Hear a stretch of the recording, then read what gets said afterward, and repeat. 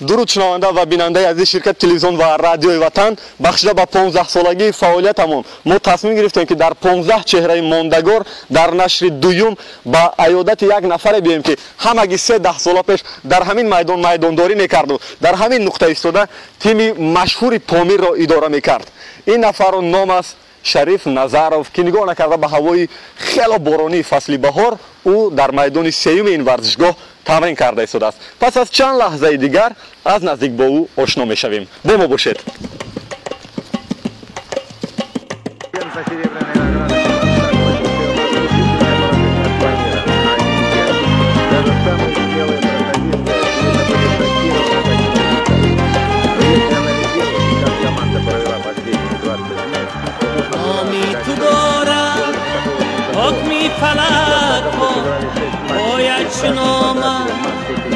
باشی تو بالا نامی تو دارم حکمی فلک ها باید شنامد باشی تو بالا از روحی رستم فاتحه پیر از رخشی رستم زور و توانگیر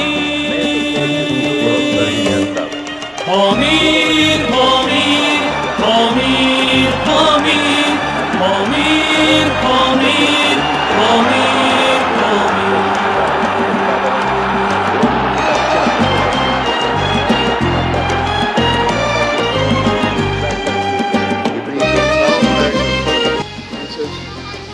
Хочу поздравить всех любителей радио Ватан с 15-летним юбилеем.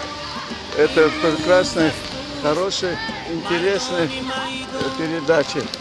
Все любители вашей радио всегда с интересом слушают всю вашу передачу.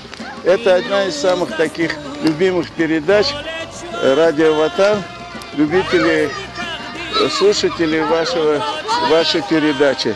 Поэтому я еще раз от души хочу поздравить всех слушателей, пожелать лично радио Ватан всех благ, здоровья, интересов, побольше передач.